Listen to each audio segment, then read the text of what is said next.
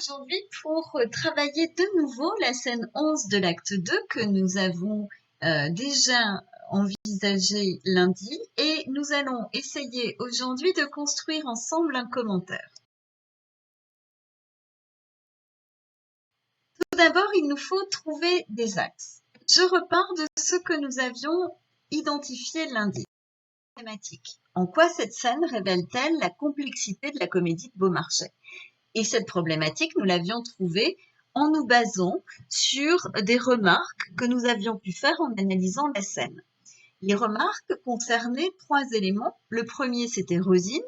On avait vu que c'était un personnage jeune, innocent, en position de victime fragile, mais qui finalement était peut-être pas si innocente puisqu'elle mentait, qui n'était peut-être pas si victime puisqu'elle devient le bourreau de Bartholo dans cette scène, elle le fait souffrir, et qui n'était peut-être pas si fragile non plus dans la mesure où elle lui tient tête et elle résiste, elle n'est pas une victime effacée. Le deuxième élément qu'on avait observé, c'était Bartholo, qui était aussi complexe, puisque c'était un ridicule, on se moque de lui, effectivement, dans la comédie. Néanmoins, il n'est pas ridicule tout le temps, et dans la scène qui nous intéresse en particulier, c'est un homme judicieux. Il menait l'enquête, vous vous souvenez, il regardait le doigt de Rosine, puis comptait les feuilles, puis voyait le bout d'une plume tachée d'encre et en déduisait qu'elle avait dû écrire. Donc c'était un homme aussi judicieux, qui par ailleurs était capable de faire des bons mots, hein, si vous vous souvenez, qui faisait des maximes en particulier. C'est un tyran, on a vu, il séquestre la jeune femme, il la menace de la séquestrer encore plus, de donner un double tour de clé désormais quand il partira, mais c'est un tyran aussi qui est violent, puisque il lui tient la main, et à la remarque que fait Rosine, qui lui tord le bras, on peut supposer qu'il lui fait mal, donc il peut se montrer extrêmement violent. Et en même temps, c'est un homme qui souffre. Son discours, plein d'exclamations, d'interjections, les points de suspension qui disent qu'il ne trouve plus les mots, et puis cette façon qu'il a sans cesse de revenir à cette relation quand même entre eux, en mettant le je et le vous en regard dans ses paroles, la façon dont il l'appelle mon enfant, c'est un homme en souffrance. Et enfin, dernier élément dont nous avions vu qu'il était complexe, c'est la scène elle-même, puisqu'on a une comédie. Alors oui, c'est une comédie, mais c'est une comédie dans laquelle on a un sujet grave. Cette jeune femme est dans une position que l'on ne peut pas considérer avec beaucoup de légèreté.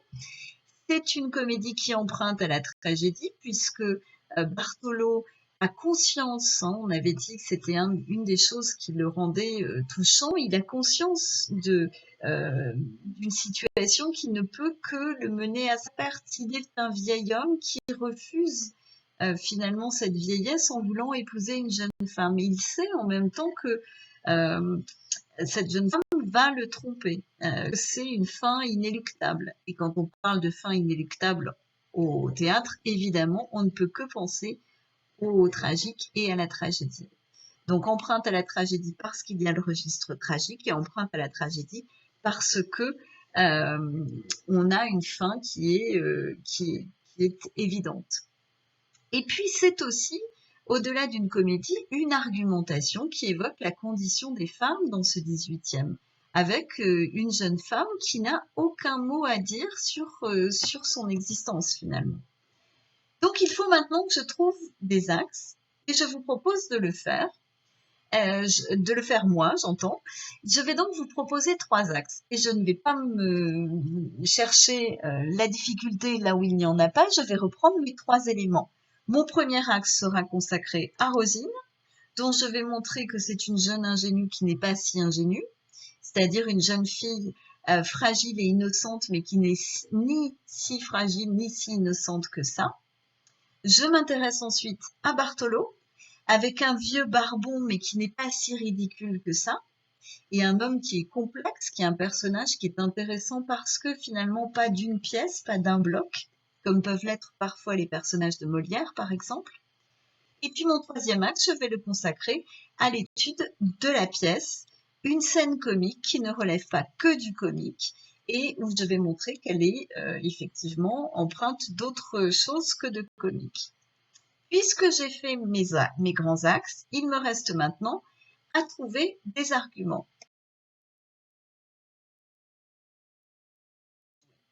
Alors, je vous propose, dans les commentaires du blog, de proposer 2 arguments pour chacun des axes. Et pour chaque argument, entre parenthèses, vous allez mettre un élément précis du texte, un mot, une phrase, un extrait de phrase, une remarque sur la ponctuation, une remarque sur la grammaire, que vous pourriez citer pour prouver ce que vous avancez.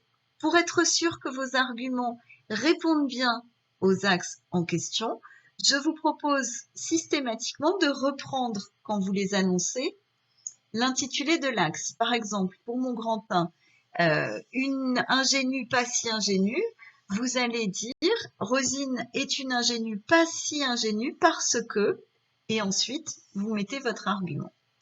Je vous laisse le faire, il faut un petit peu de temps pour faire ça, hein. C'est un travail qui est difficile. Donc, je vous propose une correction dans une petite demi-heure. À tout à l'heure.